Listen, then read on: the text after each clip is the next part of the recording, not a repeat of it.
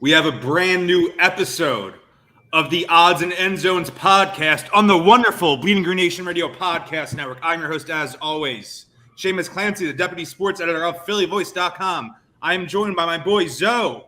Zo, how you doing? Happy Thursday, my guy. Happy Thursday. I'm good. I'm off tomorrow. I got tickets to the Phils game tomorrow night. Nice. Hoping Bryce is back. I was about to say you might get some good news tonight. I think we're supposed to find out tonight, right? They just announced that he's not playing tonight, which makes me think he's playing tomorrow. He's definitely because they want more people there because it's a Friday night than a Thursday. I think that's what they're doing. Yeah. And we jumped a little bit early. Me and a couple of my South Philly day ones. We got row 2, 300 level behind home plate. Oh, yeah. 43 with fees. It seems too good to be true. That seems crazy. You know what that seems like to me? With fees. I was gonna say that strikes me as a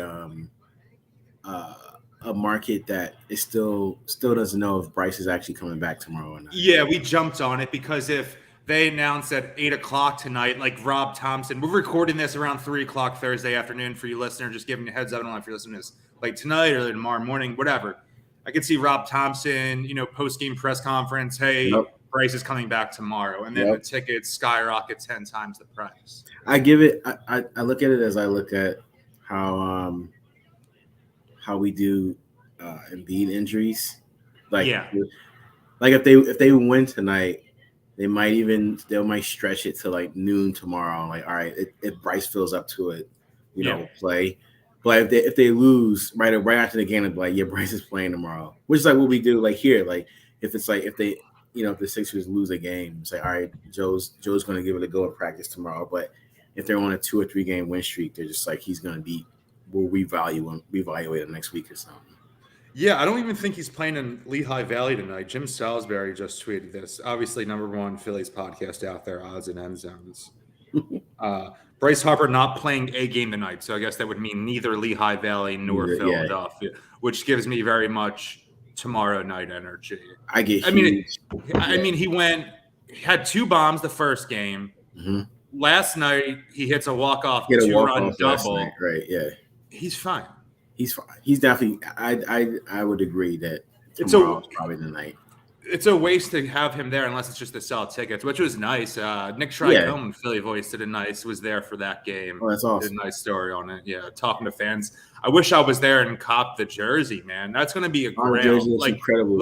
In like 5 years, that one's going to be worth. Well, it's like the money. Like the Ryan Howard one. Remember? In Reading or whatever. His Reading one, from rehab starts and stuff. They got to put I don't know if they're up online. I got to grab a jersey at least or something like that. I wore my Iron Pigs hat yesterday. I got one that, they do all those theme nights. I got one that was Scrapple night. I got those hats are so nice. They remind me, I was looking at shout out to Kenwood. Kenwood dropped their, I think they call it like their last summer merch drop. Oh, dude, it was so nice. Shout out to all of them, man. Those guys did a terrific job on it. Yeah. It looks really nice. And it reminded me, their logo on their hat reminded me of the Scrapple hat. Definitely. It looks so good.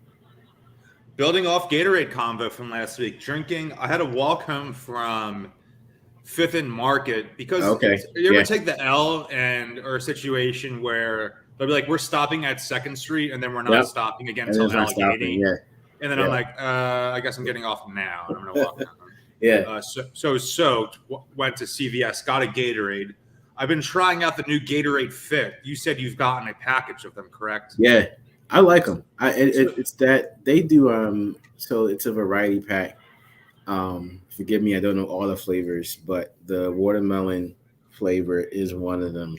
And so far, it's my number one. It's really good, and it has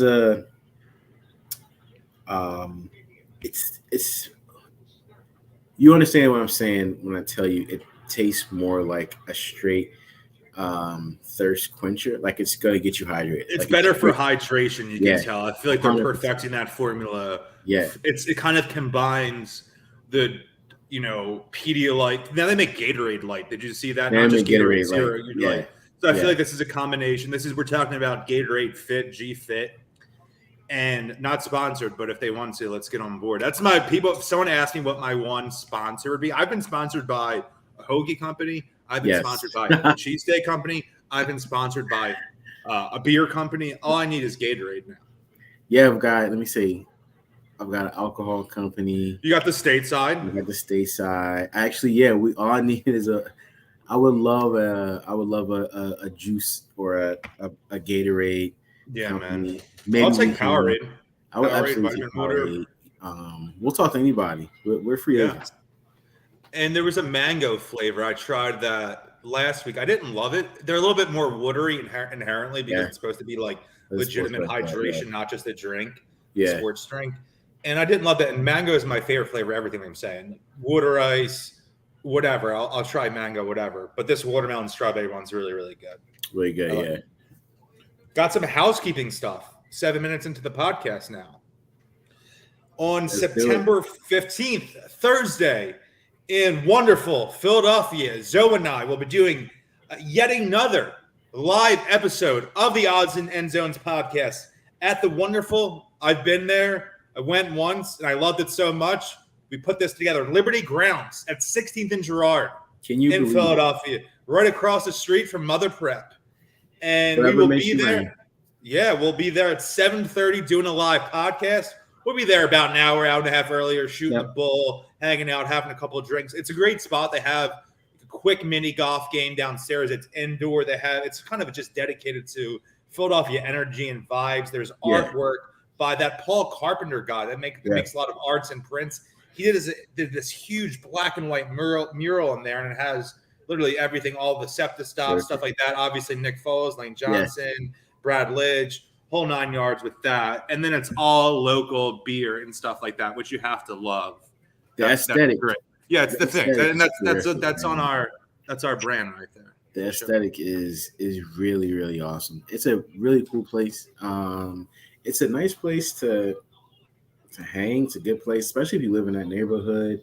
I know a lot of Temple students living down there. And Philly, let's get the Temple crew in there. Let's get the T for Temple U crowd in there. If you're legally allowed to drink, I can't say anything. I'm not allowed to say anything about fake IDs or anything like that. No. We cannot say fake IDs or anything like that. Nothing like that. No. That's between you and the bouncer, not us. No hats tonight, fellas. No hats. Yo, we're not doing hats tonight, fellas. Man, I'm super excited. I know we're gonna kick off around 7:30, so we'll probably be there we'll be live at least for kickoff of the Chiefs Chargers Thursday night football game. And it's awesome that they're doing that. I kind of arranged it because the Eagles play Monday night that week, obviously week 2 home opener against the Vikings, and I wanted to give the pod some nice shelf life. Ideally for Eagles fans, and I think most people would assume. I don't want to get too cocky. Should be a game that the Eagles should win in week 1. Not saying they're definitively going to win. A game that they should take care of business, build up energy. Want to know going into a home night game against the Minnesota Vikings where magic happens. That's where magic happens. And the other thing is, regardless of how you feel about week 1, week 2 night game, national TV against the Vikings. There's going to be so much juice all week. So we just want to build off that. And then, like you said, that pod's going to actually live past the Monday night game because we'll talk Monday night. We'll talk week 1. We'll talk a little bit. Obviously, we'll put our picks out for Chiefs Chargers.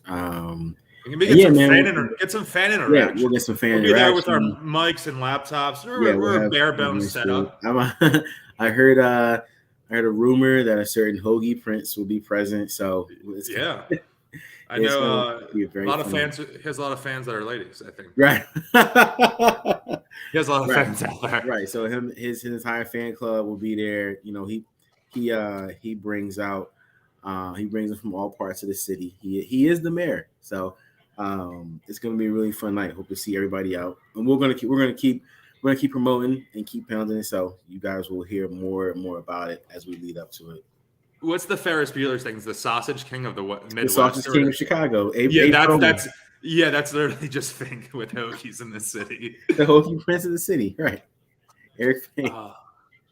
And one more housekeeping thing. I hate saying housekeeping when podcasts do it, but it's the good way to clear the space. We actually have on the SB Nation podcast network. I don't even know if you know it, if we talked about it. New podcast launching next week. Oh, yeah. Collaboration with Liberty Ballers, I guess, managing editor, top editor, main sports writer, Paul Hudrick. Good guy in the community. Good guy in the community, for sure. Paul and I will be doing a general Philly sports podcast for SB Nation coming up. I'm not sure, can't speak at it. I don't know if it'll be in, we have like Liberty Ballers has a podcast feed. Obviously, BGN does here, where we have my solo show from the bleachers. We have me and Zo show, all the other shows, QB Factory, Babes on Broad, whatever. I don't know where it'll be, but there will be a podcast out there with me and Paul. We're going to record Tuesday nights, like 5:30, 6:30. Bring that energy. Be good after Eagles games. Talk a little Eagles, especially Sixers. Obviously, Paul's a Sixers guy, and God willing, for my business life or job life, however you want to say it. Hopefully, the Phillies are good and make the postseason. Better content. It's hard to say that you want to root for teams when you have a certain kind of journalist position, and that's something we're waiting through the wires. I know if I'm an Eagles game, I'm a professional person. I'm doing there to do my job. You have to pay the bills. Remember, I tweeted out the picture. I was like, "Oh, my first time ever covering an Eagles game as a media member." Like 3 people replied, "No cheering in the press box." I'm like, "No effing way! I didn't effing know that. Thanks, man. I got all the way here in my little blazer. I'm all decked out, and I thought I was going to have to." What did you think? I showed up in a Jerome Brown jersey to the press conference? Well, I think you showed up in face paint like David Putty. So. Gotta support the team, Gotta support the team, yeah. Oh man, I've never done any face painting for a game. Oh, the dog mask, I guess, is the closest to that. So I remember face painting. I bumped into the pasta salad because I couldn't see. I knocked pasta salad all over Ross Tucker in the first preseason game because I couldn't see it with my dog mask on. That's so funny. Yeah, I mean, I'm very professional. I go down there. I'll ask hard questions. I'm not a softball guy. Sirianni has answered questions where I'm not going to answer that the way you want me to. And I'm like, okay, man. All right, cool. Yeah. All right. That's good to respect. You don't have to answer my questions, but we're going to ask them, and I'm trying to give people the content they need. I'm trying to give fans. I always brought that fan perspective, and now I want to hear from the team what the fans want to hear. I do think that, for people who don't know, I think one of the things that you've always brought up, since you've been doing this, is how you don't want to present as a fan. I think that's the least of your worries, because I think it's so frontal lobe for you that the last thing you do is try to start an Eagles chant when you're in the box. If it's if they get a stop on a crucial fourth down, you won't be high-fiving. It's just, Yeah. And someone replied, of course, now we have another biased writer there. I don't like that perception. Obviously, most people, I would say the vast, vast, vast majority of people who cover teams as beat writers in most of the places around the country grew up as fans of that team. It's a local thing. If you grew up in Colorado, you went to, journalism school in Colorado, you might end up being a Denver Nuggets beat writer. Right. But when people talking about an inherent bias there and saying they're just going to love the team because they're happy to do that, I think of the Oklahoma City Thunder. Yeah. Media members used to just covering OU football, high school sports. And then they get inserted in here, plop down an NBA franchise with 3 Hall of Famers on it. And now they're saying I love the team. I'm going to kiss up to them. Don't ask any hard questions to Sam Presti and all that. That they just want everything to be happy-go-lucky. Right. And I always thought of that in Philadelphia was the least true of all those spots. Yeah. Because no one's been in terms of being a fan, I'm not the fan I used to be. I'm trying to be professional about the way I say this. Yeah. I was never Mr. Everything's great all 100% of the time. If something's wrong, I'm willing to call people out and write in that. And again, in a healthy, professional way. But I'm never going to be everything's great, just defending the team every turn, because that was never me when I was, number one fan writer compared to now too.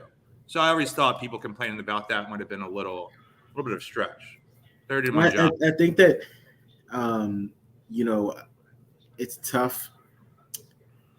You want to ask people, well, what do you expect? Like, what do you want? Do you want somebody who has no clue how the city and the team operates to come Yeah, right to the team? If you're not people can do good jobs, but I think if you're not a sports writer from Philadelphia, I'm not saying you can't be great at your job. I want to preface that. But there's going to be an element of your coverage that you inherently miss. Right. It's just apparent. Like it's different. Right. And that doesn't mean if you're automatically from South Philly, you're a better writer than a guy from New York who went to Northwestern. That's not automatic. Yeah. But I think it adds an element there. And I think you see that in a city where such a hardcore sports city, it's produced a huge number of sports writers. Well, I think also people are generally predisposed to not like what sports writers say. And so I think when people say, oh, another biased writer, it just means that you're not, for some reason, they feel like you're not holding the coach or the players accountable. And it's like, well, that's only like 20% of the job. Like you ask the questions, the coach answers them. And then also it can't just be every week. Like, coach, like why'd you call a pass on 3rd and 2? You idiot. Like it can't be that. It has to be questions about, their leadership, strategy, moving forward. And like there has to be some kind of relationship. It can't just be like you played, you called a really crappy game this week. Like, how are you going to make up for it next week? Like, yeah, when you talk about unbiased, I think of this old grouchy sports writer. Like that's you know what I mean? It's just different. And I think obviously I care about Philadelphia, and I think that's why I was so like growing up, I didn't want to be a sports writer. I didn't really know what I wanted to do. Right. And I liked writing, and maybe I was like, oh, what if I wrote, books or essays about Philadelphia, and that just naturally gravitated to that. If I didn't care about the city, if I didn't care about my past, watching this team for over, almost 25 years of cognitively watching them, I wouldn't be as good of a writer as I am or a content creator. Not saying I'm the best in the world, but because of I cared for so long and cared so much, you can feel that in the writing. And I hope if you're listening to this podcast, you can feel that way too. That's the goal. Yeah. You want to get to the topic at hand? Yeah, let's do it. So we are technically a gambling podcast, though we like to talk about other stuff too. More of just, throughout the picks I did in the podcast, it's good branding, all that stuff. But I thought this was relevant and kind of in our sphere too, and more of a cultural aspect. FanDuel announced today, and then again, this is Thursday, recording Thursday, August 25th, and I have my glasses on. And they announced that they are going to have a 24-hour TV network. And not just talking about a streaming app, which there will be part of it, but an actual over-air television channel. They own a random channel, it seems. Yeah, it's a random channel. Some from previous mergers and buying and stuff like that. Yeah. It's a gambling focus, I think, because it's mostly focuses on sports betting. Horse racing, sports betting. Horse racing, showing all the horse races. Obviously, that's kind of our generation's. That's kind of an older thing. Horse racing. I don't think we really do that. And it's going to move in Kay Adams from NFL Network, who I guess is doing the pregame show for Thursday Night Football now. Yeah, we'll have a morning show on there. They're going to have Bill Simmons from The Ringer. Obviously Grantland, everything with Bill Simmons, obviously very well known, and Pat McAfee too. He got the FanDuel bag before, right? So it only makes sense. FanDuel, you're out there. I'm surprised. Yeah, if you're cutting checks, FanDuel, you know who to holler at. Yeah. We'll use your lines exclusively. Right. He should be. I'm actually surprised to see that Pat McAfee isn't like I'm sure we'll find out more information, but it's almost like this was destined to be like his baby anyway, because he got the bag from them. Yeah. Like, so I'm not surprised at all if it'll be a lot of what he curates anyway. So I'm anxious to see what his influence looks like on the channel anyway.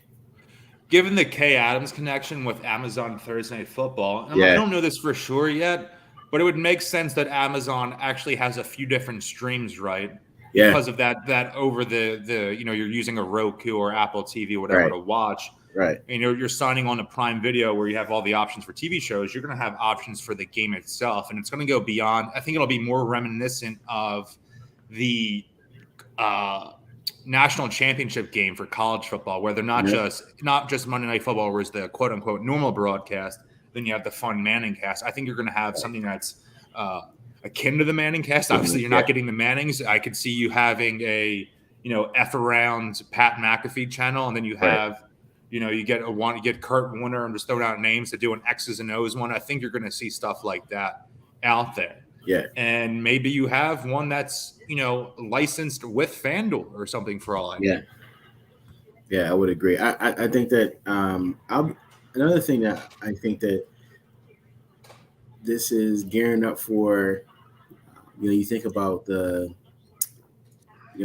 three biggest things, or like the three biggest, I told you this earlier, I guess the three biggest or four biggest things that really sports that you really akin to when it comes to betting. And you have your college football, pro football, and then college basketball and NBA basketball. And I think chief, it's debatable, we're not here to debate that, but I maybe chief among that would be March Madness. So if this is up and running by the time March Madness 2023 comes around, it could be absolutely insane.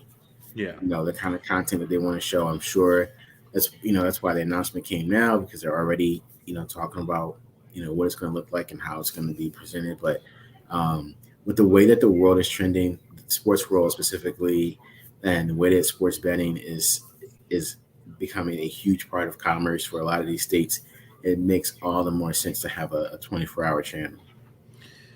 And what is always the leading viewership programs on the NFL on TV all year round? Sports games. It's always sports live.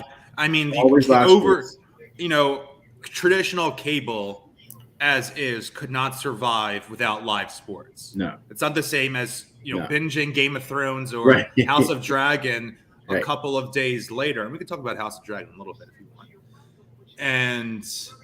But what happens when the NBA's deal with ESPN is up and FanDuel says, let's give you $3 billion to come do NBA on here? Well, that's what happens. And we're watching an NBA Finals game that has, next play 3-point shot Tyler Herro on there for plus 300. Oh, that's absolutely what's going to happen. That's going to happen within the next 10, 15 years. And I think some people are going to hate it. Yeah. An older audience. I could see my dad. He's kind of an anti-gambling guy, which hilarious given the show. Which is hilarious gambling show, right? Yeah, usually people who hate gambling used to gamble, I think. And I think it's probably one of those things. My dad. Did I ever tell you the story with him and the 2004 Super Bowl? Yeah, no. So, he really wasn't a gambler. He might do when I was in grade school, $100 parlay, 2 or 3 times per season, something like that. Very minuscule. Right. And he goes to whatever book he used. And this is obviously way, way before apps and stuff. Right. He just used traditional books. I did that before FanDuel blew up and stuff like that. And he's like, give me, $100 on the Patriots to cover. And the guy was like, are you seriously going to bet the Patriots? And he goes, I never, ever win gambling. Just throw it all on the Patriots to cover. And then obviously the Eagles lose, but the Eagles also covered that 3.5 point spread. So he lost money and the Eagles lost. And the Eagles that's the Clancy gambling situation. I would. That's why, dude. That's literally why. It's probably why he's like, dude, I hate gambling. That's why. He's very anti-gambling. And I think it's depends on where you live, and it's universal. But gambling addiction, obviously, we preach to gamble responsibly. I'm not putting up my my bag or. My bet is never something super high, something I'm confident and capable. Hey, if I'm putting $20 on, this game, I'm comfortable losing that $20. I want to preach people to do that and not be crazy. When I got into betting in general, like that rule of thumb from my grandmother, who actually, I think I got the gambling bug from, was always, you can't, scared money doesn't win. So you can't be, it's got to be something that you're okay losing. So if you're not okay losing $100, don't bet $100. Yeah, if you're making $200,000 and you want to put in 3, $100 parlays, or not just $100 plays, I should say, not just parlays, at some point during the NFL season. That's fine. Do your thing. But if you're a more normal person, just be rational about it. It's fun. Right. Do you know what I mean? Like, no, it's great. And watching an Eagles game, and you bet Jalen Hurts over 54.5 rushing yards, and you get amped thinking he's going to – like, that's great for me. That was always more so – I think some people view it as, kind of a money-making thing. And inherently it can't be that, because if it was a money-making venture, the books themselves wouldn't exist. It's a money-making venture, but not a money-making venture for you. Exactly. But it's really fun to do. It's fun. It's exciting. And, Phillies game, I was off yesterday, off from phillyvoice.com. And I have MLB TV because Ashley, my fiance, obviously Zo knows, but just people out there, has T-Mobile. So you get MLB TV for free if you have T-Mobile, which is unbelievable. Yeah, that's awesome. And I'm watching the Indians-Padres game yesterday afternoon because both, Cleveland's a first-place team. Right. When I say Indians, Guardians, obviously. The Guardians, mistake. Yeah, shouldn't say that name for sure. Not as bad as the R words, but still much needed change. Still getting used to that one. For sure. The way some old guys still probably call them the Baltimore Colts. Got to take their time. They're still Washington football team to me. I really haven't gotten used to Commanders. No. And even when they were the R words, I would just, whenever I was writing about them, I would just call them Washington, and I never called them Washington football team. So I'm just still call them Washington and not realizing they have another team. Anyway, I throw a little wager on the Guardians because the Phillies are in a playoff race. I'm talking about every team. They're in a playoff race with the Padres, so I threw a little scratch on the Guardians, and they pull off the win. And it was a nice game. So the stuff like that, you're relaxed and having fun is why I like doing it. But I'm not sweating out, Russian hockey or stuff like that. That's not my problem. Yeah, right. Well, I think it's funny.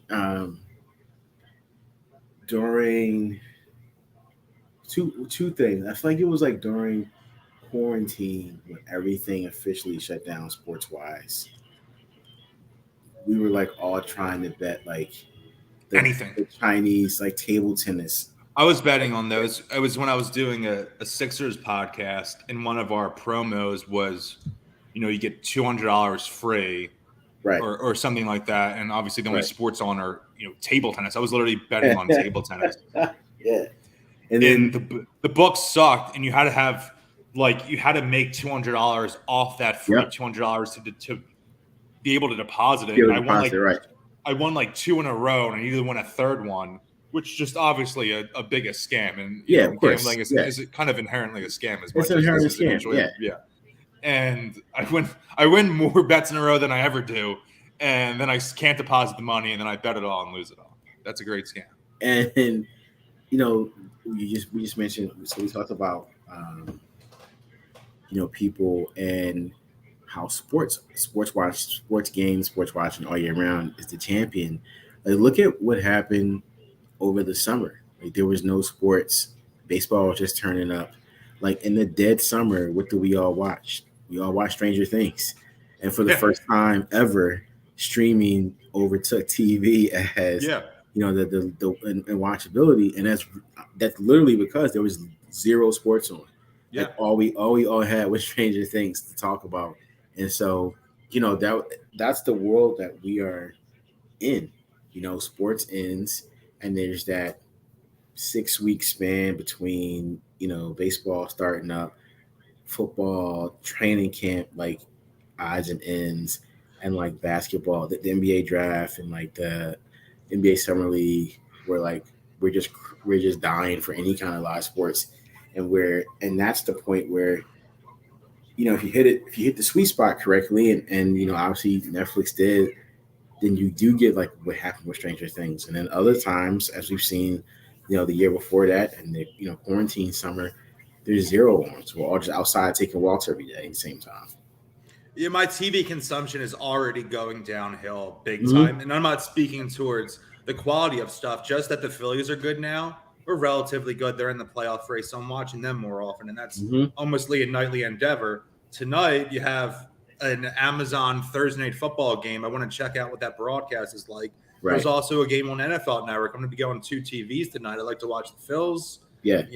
Going to the game tomorrow. Looking for a 4-game sweep over the Cincinnati Reds, and I'll probably have the NFL game up there, preseason game, and the joys of just sitting there re-binging Game of Thrones or Buffy the Vampire Slayer. Right. They're dwindling. They're dwindling right now. Yeah. Do you ever been in a bar and they have ESPN News on? You remember ESPN News? I loved ESPN News as a kid. Just being a complete nerd. It was just like Sports Center, but actually 24/7 just Sports Center. I thought it was. It used to come on. It used to be what I watched before. So right before my freshman year at the prep, my parents moved to Chester County. So I actually spent. I don't even think I told you this, but I spent all 4 years living with my grandparents in North Philly. I did not know that. So at that point, I only saw my parents on the weekends. Like I would catch the train up. I would catch the R5 every Friday night up to. How long of a ride is that on the train? It's probably about an hour. Damn. But mind you, like this is the time where like. Would you stay there Friday and Saturday or just one night? Because then you're also a high school kid and you want to F around and have fun. So like I would stay there. I would stay there like Friday and Saturday, and then like Sunday afternoon, I would either catch a train or like my pop would drive me down. And then like there were some weekends like, and we like during football season, I pretty much stayed down. So I was like, we're playing LaSalle tonight, and I want to kind of go mess. Go to the game. Yeah, so like I'll see you guys Saturday night or something. So during that time, I was, my grandparents live literally 4 blocks from the prep. So every morning, my morning ritual was like whatever crap breakfast I had, because I was 14 and not caring about nutrition, and ESPN News. ESPN News was like every day, dude. I loved it so much. ESPN News is just a gambling channel now. Yeah, that's all it is. Right. It has a box. The way SportsCenter just had the bottom line now. It's like a box all around there with random lines, and it's showing darts and stuff like that. And honestly, in the summer, I don't think people know enough about the channel and throwing it out there. ESPN News, it's a great, it's different now in season, but in the summer, I would see it in bars a lot. Even a bar on a Thursday afternoon, people might think that's insane, but I usually work most weekends. That's what Jeff McDevitt always made fun of me. He's like, "You're the king of going to a bar at like a Wednesday afternoon." I'm like, so this is the thing. Like, this is the thing when people like say that to me, or like, sometimes I'll sit outside in my apartment where there's like a driveway there, and people park their cars, people walking in and out of the apartment, and it's like 2:00 on a Tuesday, and I'm sitting out there enjoying a nice cold Kenwood, playing some music. They're probably, this guy's an effing bum, doesn't have a job or something like that. When in reality, if that was a Saturday afternoon, or it's a Saturday afternoon, I'm at the bar grabbing a bite to eat, you would think that's normal, but it's my Saturday. It is your Saturday. Yeah, I think it's also today's my Friday night. Today is literally your Friday night. So like, today's my Friday night because you're, I think people, we're so programmed to all have the same kind of weeks.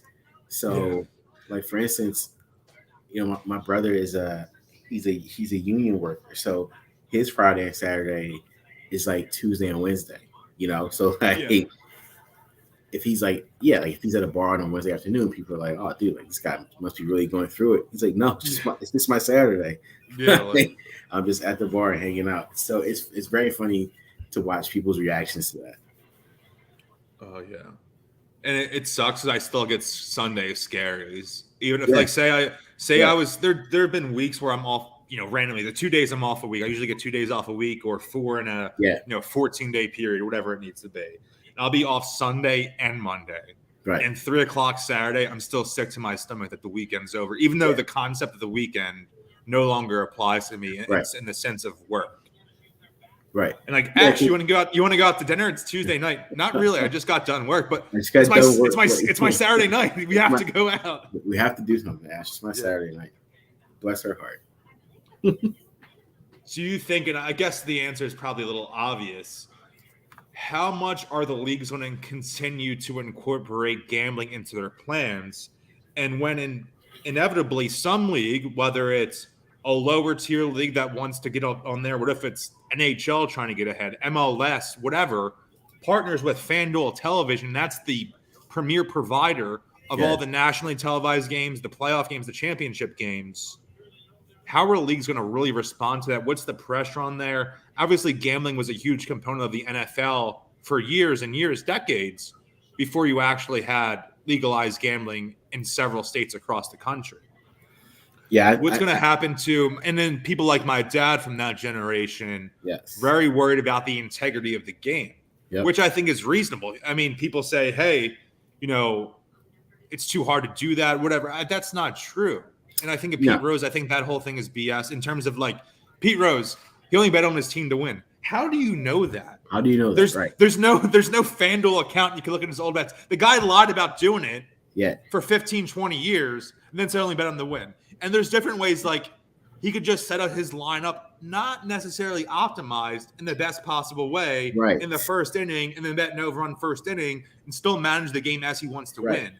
It could be a situation where he might pull his players, late in the game, but he's trying to get the over or under and do different things like that. Like there's a lot of BS there.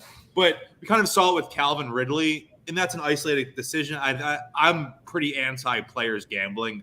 Yeah. I think that's just a no-no to me. And if you think differently, I really don't. I don't think any player should, even if it's a pro thing. Like you shouldn't be doing betting on yourself. Like say Calvin Ridley bet on himself to have over 88.5 receiving yards. Right. Through $1,000. And this is just hypothetical. Obviously, I have no idea what he's doing or can do, whatever. And say it's a situation where it probably been more beneficial for him to run out of bounds. And this is a specific situation, but he goes uphill and gets those extra 3 yards and the clock's ticking. It's not an optimized situation for the team. That stuff I could see in there. And that worries me. And obviously, gambling content, the proliferation of sports gambling has been great for my career. We do this show. It makes for great content. I write about it. We talk about all those things. But something's going to happen. We have that Netflix special, right, of the Tim Donaghy, all Philadelphia connections too, making even more hyper-local. Something like that's going to happen, and it's going to be 10 times more wild than Calvin Ridley when we find out what it is. Well, I think it's just, you see what we saw with the Donaghy situation. He's not the last one. He certainly wasn't the first. Yeah. No referees fix games ever before, and they never have since. And they never definitely have true. Since. Yeah, in any sport. They've never. In any sport ever. Yeah. Let that be a lesson to all of us. It happens once, it won't happen again, right? So, but come on. It's silly to think that he was even the 10th person referee-wise to have any kind of system like that going. I think that he just got caught because he was the most prominent and the most prominently uneven game in NBA history. Yes, literally the most prominently uneven game in almost recent NBA history. I think that he is also a guy who got to the point where he was so arrogant about not getting caught that he was just like, whatever, I'm just gonna, they haven't tracked me this far, so I'm just gonna keep going. And they caught him. But, I think that is the world that we're trending toward. It's so tough to police it from a. Because it's like, why don't you just, and someone said like Calvin Ridley's an idiot for doing his own account. Probably true. What's stopping, random player getting his buddy to throw $2,000 on him to have the first touchdown of the game? Oh, that's happening. You know what I mean? I guarantee it's happening. Like it's just the nature. It's going to get more prevalent, but it's definitely happening. Like who doesn't like? Listen, if we both watch the NBA religiously, if you think that, not you personally, but if you think that no player has ever said to a buddy, take this $2,000 and put it on me to have 35 or 40. yes, that definitely happens. Or we say, come on, I have some magic beans for you as well. If you think that's never happened. I have a gambling question for you because it's a tad before my time.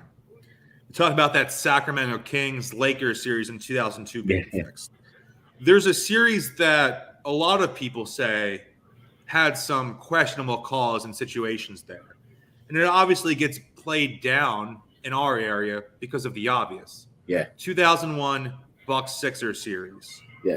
As someone who was more prominent of age, I really barely remember that playoff run. It's a shame. I remember parts of the NBA Finals, but I was so young. I guess I would have just turned 7. You it's really turned hard 7? to say. Yeah, so that's really hard to get in my. It's really hard to get in my brain. It's my sophomore year. So yeah, that's what I mean. So the prevailing theory in reality makes all the sense in the world. The Lakers were obviously on their way to the championship. They steamrolled every team. Easily. What's better for ratings? The Lakers versus the Milwaukee Bucks, or the Lakers versus the Sixers? This historical aspect, you have the two best players in the sport, and Kobe Bryant, Shaquille O'Neal, going up against the MVP, this underdog that's beloved everywhere. Why wouldn't they have fixed it, right?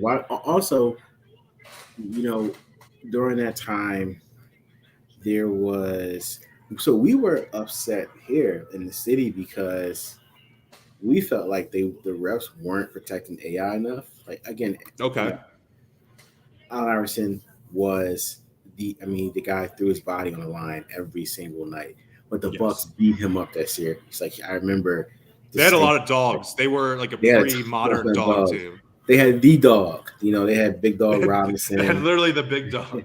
They had Ray Allen. They had Sixers.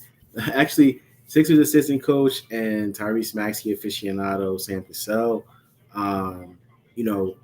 They were it, man. Like they wouldn't beat the Lakers, but they were certainly more than formidable. And at some point in that series, that was a 7-game series that at some point people thought that they were going to win, actually. The Sixers were walking wounded.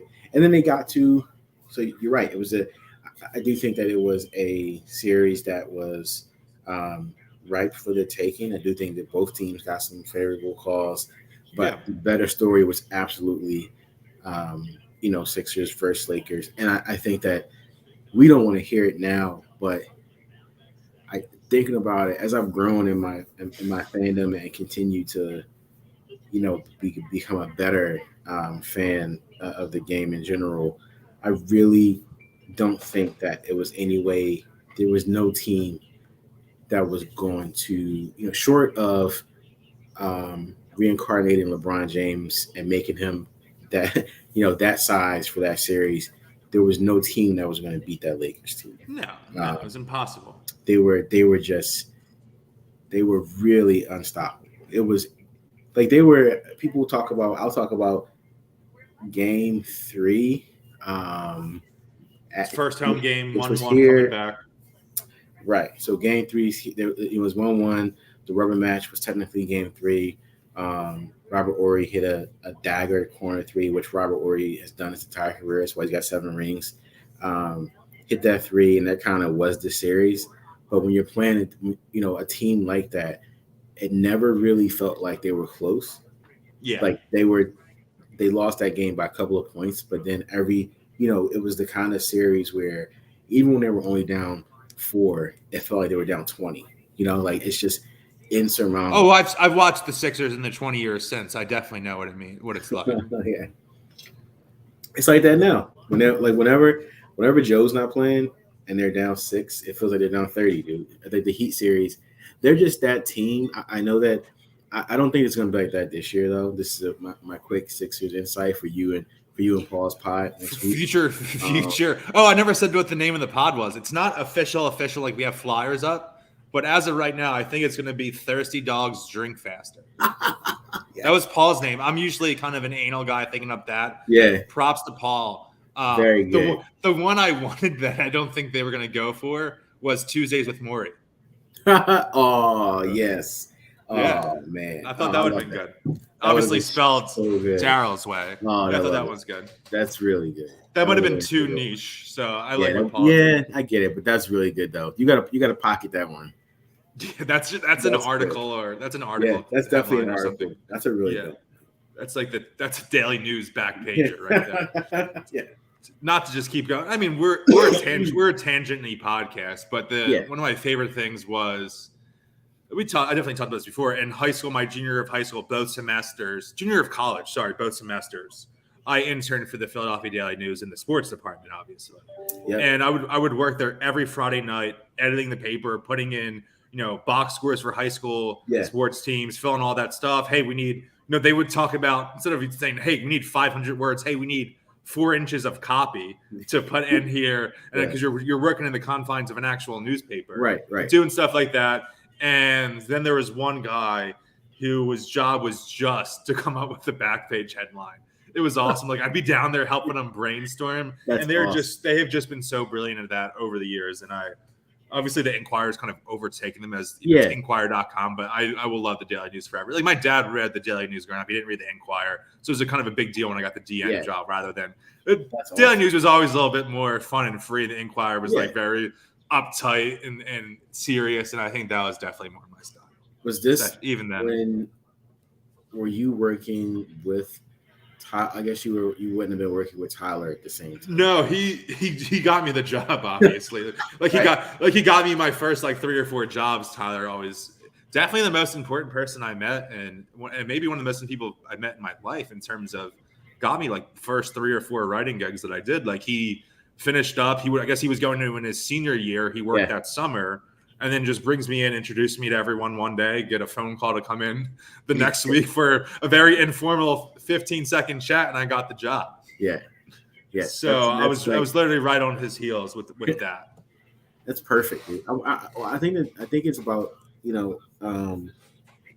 goes back to what we talk about how in this industry and in this business, it's relationships that take you as far as you want to go, right? So it goes back to you being called biased, not just you, but but relationships are what count, man. There might come a time where Sirianni chooses to give you an exclusive on something because you have a good relationship with him, that kind of stuff is what helps you progress the outfit that you work for and progress your brand personally. You have to look out for that stuff because it matters.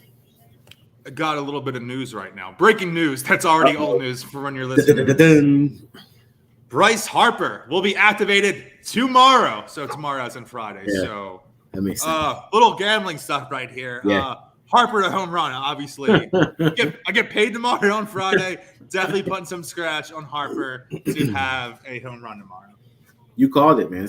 You know what's funny? It said Rob Thompson said it too. It wasn't just a report. I called that aspect. Look at me saying a manager was going to give some news. Look at you. You can't get this analysis anywhere. You can't get this analysis anywhere else. We're the foremost baseball podcast. We certainly are. Yeah, we are. No big oil on Twitter. yeah. His thing is seam head, like a real hooper is like seam head. I like that for baseball. I do like that. True seam head. A true podcast. Seam head. Yeah. This guy knows. This guy knows ball. Yeah. This guy knows gloves. It's funny. If you give it 35 minutes and go check the prices for tomorrow night, as opposed to you guys, I would give it a good 40 minutes and then go check the prices as opposed to what you guys did last night. Yeah, people need to be buying their tickets in the next 2 or 3 minutes. What's what I'm saying? If you don't buy, if you weren't already pressing purchase just on a whim, you're gonna miss out, or you're gonna pay 3 times more. Yeah.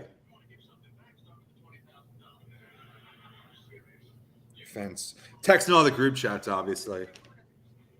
Oh, right. This is amped. Good energy. I love breaking news on the pod. Yeah, especially when we brought. This is our report. Todd's lucky. No, it was me. I actually reported this. Got anything else going on this weekend? Week 0, college football. That's it, man. Do you have any plays? I don't have any plays. I don't know if I'll do anything Saturday. Big work day Saturday because it's an Eagles. As of right now, the Eagles are playing a preseason game with the Dolphins. That might be canceled because all the Dolphins are sick with stomach bug, poison. I could just see. I would cancel it. It'd be bad for work-wise. I mean, Eagles playing well. Yeah. Always good for me. Always good for the podcast, for Philly Voice. Yeah. Just cancel the game. In terms of being super in a vacuum objective, that game should. I mean, dude, I don't know about you. I've had food poisoning though. Never. I will. Dude, it is a vile feeling. I can't imagine. If it's as widespread as they said, I can't imagine any of those guys being up to playing a football game in 48 hours. And the South Beach heat. Right, in 100-degree heat, right, and 70% humidity. I doubt they're going to play unless they have unless they're dying to get their third string out there. In which case, I guess Sirianni will give our third string the same kind of thought. But other than that, I would cancel it. Other than that, man, we're back. College football. We're really back. We are. This is week 0. I don't care what anybody says. We're back. It actually means something starting Saturday. Yeah. And then next weekend, oh baby, that's when the big boys come out. Dude, I'm off Saturday, Sunday, and Monday. I'm off 3 days in a row on a normal weekend. Yeah. The world is not ready. The world's not ready. It's going to be garage is not ready. It's going to be quite the weekend, man. Oh, man. This weekend's going to be fun too, man. I think it'll be cool to see some football that actually means something. Yeah. So I mean, Northwestern, let's go, baby. 12 o'clock kickoff. Right. UTEP, let's get it. I want to see. I'm interested to see all this stuff because all this stuff. Such a sicko brain. All this stuff matters. It'll be a lot of fun. I'm excited for it. I'm glad it's back. I'm glad that our Saturdays and Sundays are starting to take shape now. It's gonna be awesome. Yeah, man, I'm so excited.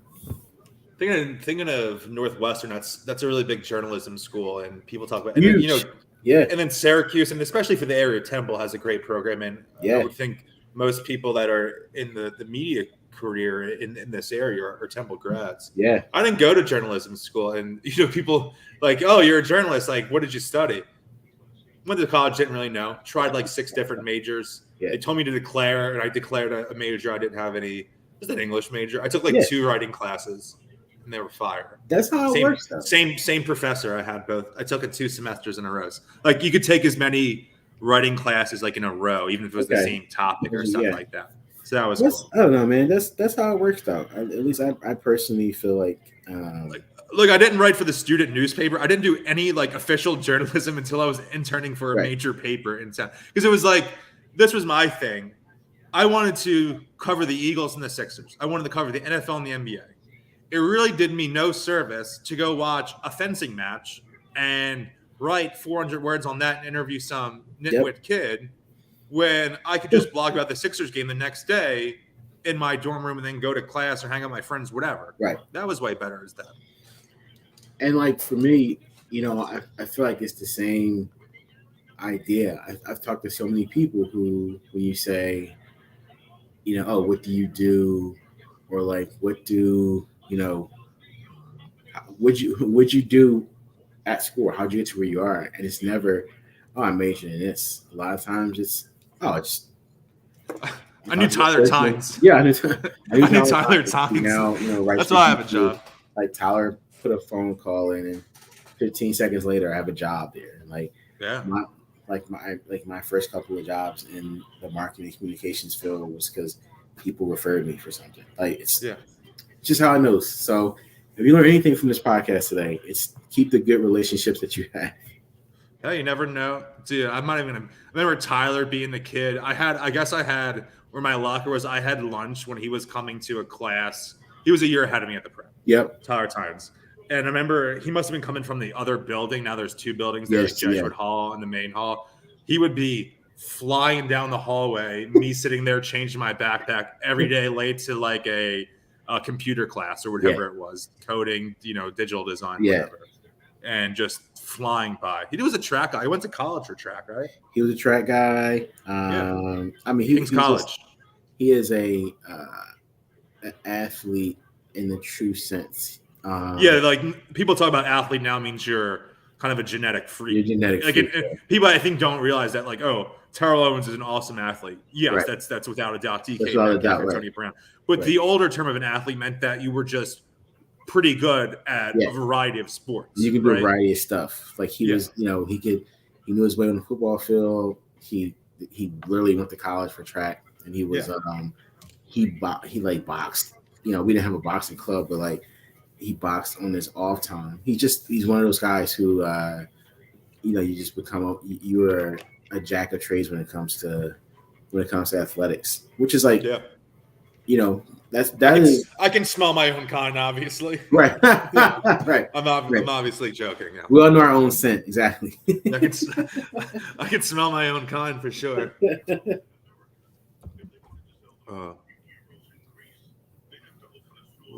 One second. I'm getting this Bryce news. Love it. Everybody, the timeline is going haywire. I love it. I love it. You know what? I think that's also what makes us so sicko mode in this city. Yeah. We don't love anything more than a player coming back from injury. The first game back. No, remember Wentz's first game in 2018? That was, dude, I was there. I didn't even sit with my normal season tickets. I got tickets because Ash wanted. Yeah. Obviously, I wanted to go with Ash. I wanted to go with Lawler. I wanted to go with Joe Anzer. We just bought tickets somewhere else. And the energy, and obviously they're 1-1.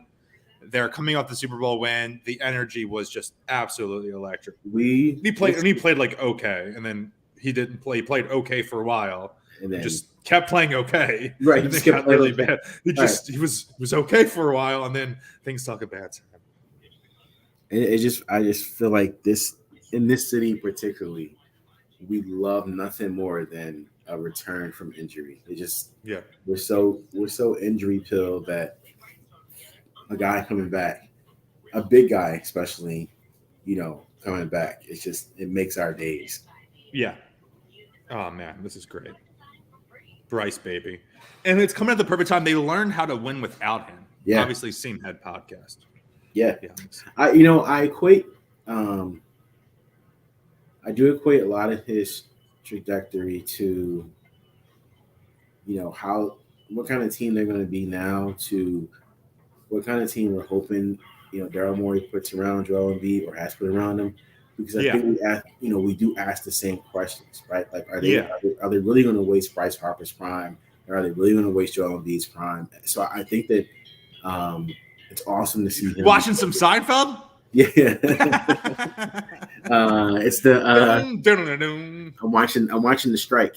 No bagel, no bagel, no bagel, no bagel. That's probably my favorite episode. It is my favorite one. It's my favorite episode by far. I watched The Trip, the two potters, and then the pitch the other night. The pitch is unbelievable. The pitch is so good, man. I mean, that's the most based on real life one, too.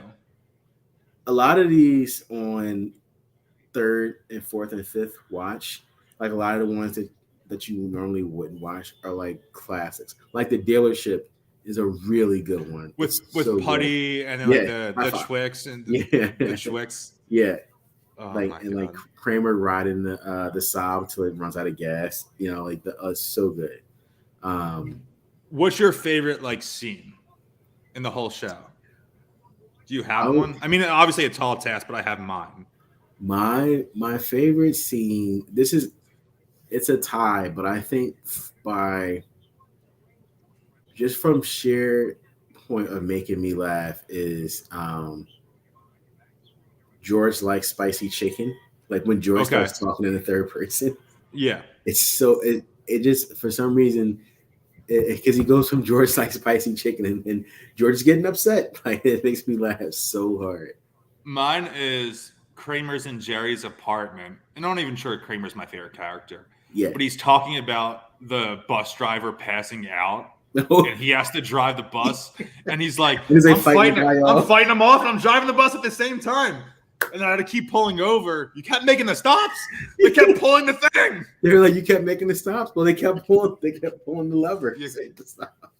I love doing, and this is like a running bit I'll do with Lawler, just texting him, is like Seinfeld today. And I'm not just making fun. Like, it's not that Twitter account. Like, oh, George does this, blah, blah, blah. It's like, Elaine has a new boyfriend. How is he? He's a hipster. He's a hipster. He's a hipster, Jerry. Like, just stuff like that. Dude, there was one. There was the one where Kramer got the slicer, and oh my God, he's like, Jerry, we're gonna need a box of Kaiser rolls, and Jerry's like, oh, it should be some in the stock room. And Kramer's like, I couldn't find that stock room, like that. Just the delivery on it on so many of the jokes is always right on cue. It's perfect. This is a perfect show. Jerry's face. People always talk about what's his name? Jim Halpert looking in the camera and looking goofy. Jerry was doing that like way before that. He was doing it way before. He wasn't staring at the camera because it wasn't a mockumentary.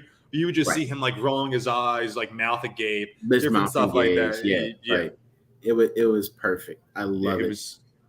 Because he wasn't the funny. He was probably the least funny of the four, but obviously the connective glue. Right. And like I think that another thing that made it what it was they were so close. So there didn't have to be any actual verbal cues. Like when they read their lines, it wasn't like, here's what I'm going to do this, here's what I'm going to do this. Like a lot of it wasn't scripted. So like a lot of Kramer's reactions were just Kramer reacting. And then, the same way with Jerry and George and everybody. Like the Hamptons one is one of my top 3 favorite episodes. Because the ugly baby is like, mostly because you never call a baby ugly, but in the whole episode, half the episode is about how ugly this kid is. It's just stuff that we talk about now. They were like laughing at like years ago. We could close up one. Did you ever see the bloopers when they're in the police station? Yeah. And Jerry Starr's like, "You want a piece of me?" Yeah. And then Julie Louis-Dreyfus cannot hold it together. She is just laughing hysterically like 6 times in a row. It's like my George is smart enough to pull off something like that. That's a great one. That's a great one. What the hell did you trade Jade Buna for? well, Mr. Costanza, it was contract issues, and that was so good. That's another good one. I'm a bootlegger. So good. Want to wrap it up? Yeah, man. Let me see. College football. Anything else? Weekend. Live podcast September 15th, 7:30 p.m. Liberty Grounds, indoor mini golf bar, 1600 West Girard Ave. By the time we talk next week, we'll come ready to do our week 1 college football pick'ems and stuff. We'll have some. We'll come with some good lines. So we should do it. We'll probably do it. We'll look to do it next Thursday again because the lines are by then. Tentatively, we're scheduled to record every Thursday with our great producer Ray Shell. So just a heads up for all you odds and end zone seam heads, look out for Thursday night podcast, Thursday afternoon podcast. And then let me see. RiceRickySanchez.com/newsletter. Oh yeah. Sixers training camp is, I'm going to get this wrong, but 3 weeks away. They'll be down in South Carolina for the better part of a month before the season kicks off in October. It's crazy to even think that the NBA season starts in less than 60 days, but it does. And I think that's it for me, man. All right.